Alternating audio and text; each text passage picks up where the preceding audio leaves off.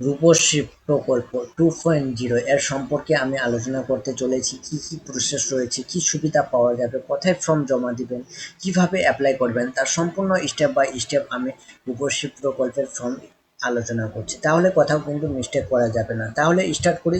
দেখুন, আপনাদের দেওয়া রয়েছে রূপশ্রী অনলাইন 2.0।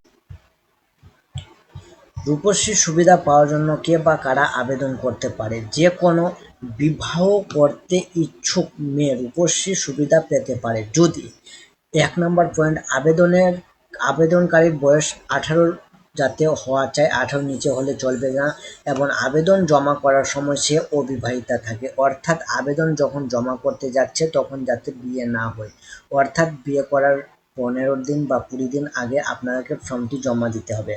প্রস্তাবিত বিয়েটি তার প্রথম বিয়ে হয়, মানে প্রথম বিয়ে থাকলেই হবে। কেউ যদি দুটো বা তিনটে বিয়ে করে থাকে তার ক্ষেত্রে কিন্তু এই রূপশ্রী ফর্ম পাবে না, প্রথম বিয়ে ফার্স্ট বিয়ের ক্ষেত্রে কিন্তু। আবেদনকারী পশ্চিমবঙ্গের স্থায়ী বাসিন্দা অথবা গত 5 বছর যাবৎ পশ্চিমবঙ্গের স্থায়ী বাসিন্দা অথবা পিতা মাতা পশ্চিমবঙ্গের স্থায়ী বাসিন্দা হয়, মানে 5 বছর আগে যাতে পশ্চিমবঙ্গের বাসিন্দা থাকলেই কিন্তু এই ফর্মটি ভরতে পারবেন। যার পারিবারিক বার্ষিক আয় 1,50,000 টাকা বা তার কম হয়। প্রস্তাবিত পাত্রের বয়স অত্যন্ত পক্ষে 21 বছর হয়, মেয়ের বয়স 18 বছর থাকতে হবে এবং ছেলের বয়স যাতে 21 বছর হয়।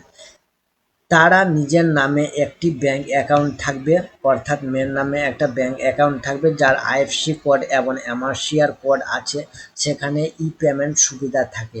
অর্থাৎ যে সমস্ত ব্যাংকের আইএফসি কোড তো সব ব্যাংকেরই থাকে, কিন্তু এমারশিয়ার কোড অনেক ব্যাংকের থাকে না। যেসব ব্যাংকের এমারশিয়ার কোড থাকে তবেই আপনারা সেই ব্যাংকের ফর্মটি জমা দিবেন। অর্থাৎ যে ব্যাংকের এমারশিয়ার কোড নেই সেই ব্যাংক যদি দেন চলবে, কিন্তু টাকাটা আসতে সমস্যা হবে। সেহেতু এমারশিয়ার কোডটা ভালোভাবে মিলিয়ে দেখবেন যে এমারশিয়ার কোড রয়েছে কিনা। সেকেন্ড নাম্বার পয়েন্টে চলুন। সেকেন্ড নাম্বার পয়েন্ট বলছি, আবেদনের সাথে কি কি নথি বা তথ্যের প্রয়োজন হবে। নিম্নলিখিত নথিগুলি আবেদনের সাথে জমা দিতে হবে।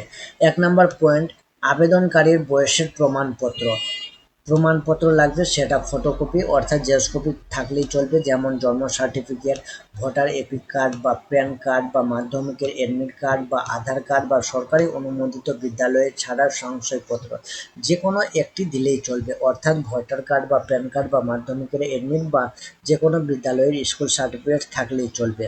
2 নম্বর পয়েন্ট, কখনো বিবাহ করেননি এই মর্মে আবেদনের স্বঘোষণাপত্র অর্থাৎ আনমেরিড সার্টিফিকেট, বা যেটা বলে আপনারা পঞ্চায়েত থেকে একটা সার্টিফিকেট লিখে নেবেন যাতে করে আপনার এর আগে কোনো বিবাহ হয়নি, সেই সমস্ত ফর্মটি। পারিবারিক আয় অর্থাৎ আবেদনকারীর স্বঘোষণাপত্র, বাবা মায়ের গার্জেন যিনি থাকবেন তার একটা পারিবারিক আয়, সেটা পঞ্চায়েত থেকে আপনারা পাবেন, অসুবিধা নেই। বসবাসের প্রমাণপত্র, আবেদনকারীর স্বঘোষণাপত্র, ঠিক আছে, বসবাস আপনারা সেখানে করছেন, আপনাদের আধার কার্ডটি দিলেই চলবে। এবার ব্যাংক অ্যাকাউন্টের অ্যাকাউন্ট নাম্বার এবং ব্যাংকের নাম, ঠিকানা, আইএফসি কোড, এমারশিয়ার একটু আগে আমি বললাম, সে সমস্ত আপনারা দেখে নেবেন। এ সমস্ত কিন্তু জেরক্স থাকলেই চলবে। প্রস্তাবিত বিবাহের প্রমাণ উল্লেখ, যেমন এটি বিবাহ নিমন্ত্রণের কার্ড, মানে বিয়ের কার্ডটি আপনাদের লাগবে যে কত তারিখে আপনার বিয়ে হয়েছে, এবং বিবাহ নথিভুক্তের নোটিশ, ম্যারেজ রেজিস্ট্রেশন নোটিশ বা স্বঘোষণাপত্র, আপনারা যে বিবাহ করছেন সেটা ম্যারেজ রেজিস্ট্রেশনের নোটিশটি থাকলেই চলবে।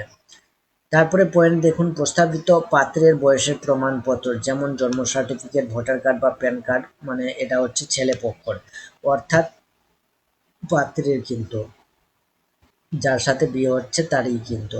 আবেদনকারীর এবং প্রস্তাবিত পাত্রের সম্পর্কিত রঙিন পাসপোর্ট সাইজের ফটো, এবং দুজনের একটি করে পাসপোর্ট সাইজের ফটো লাগবে।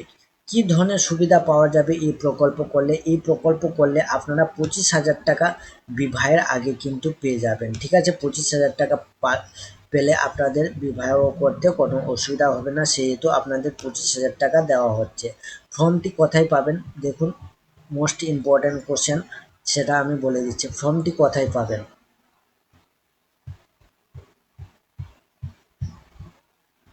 এই প্রকল্পের আবেদনের বিনামূল্যে নিম্নলিখিত অফিসগুলোতে পাওয়া যাবে, যেমন গ্রামীণ এলাকায় সংশ্লিষ্ট ব্লক ডেভেলপমেন্ট অফিসে পাবেন, ফ্রিতে পাবেন কিন্তু কোনো চার্জ লাগবে না।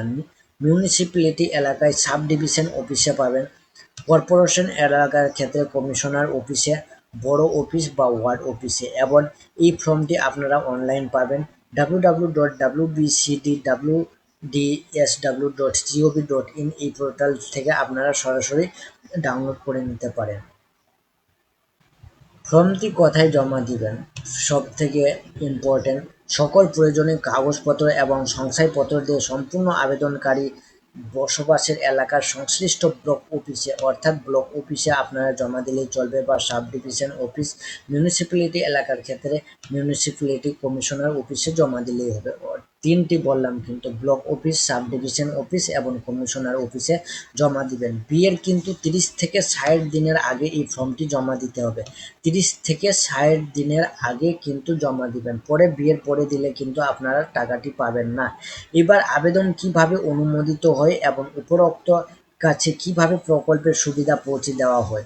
অনুসন্ধানকারী আবেদনকারীকে বসবাসের এলাকায় আবেদনপত্র বা সংশ্লিষ্ট তথ্যাদি অনুসন্ধান করে রিপোর্ট জমা দেবেন, অর্থাৎ আপনাদের পঞ্চায়েত বা ব্লক ডেভেলপমেন্ট অফিস থেকে আপনাদের বিডিও বা এসডিও বা কমিশনার সকল কিন্তু তথ্য যাচাই করবে যে আপনাদের যে সমস্ত ডকুমেন্ট দিয়েছেন তার সাথে মিল রয়েছে কিনা। অমিল থাকলে সঙ্গে সঙ্গে বাতিল হবে, মিল থাকলে অবশ্যই আপনাদের কাজটি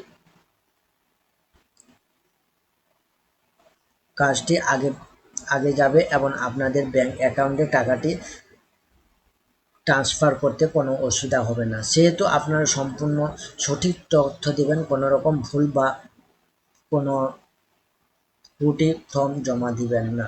ঠিক আছে, তাহলে বোঝা গেল। এবং কোথাও কোনো মিস্টেক থাকলে অবশ্যই আমাকে কমেন্ট করে আপনারা জানাতে পারেন।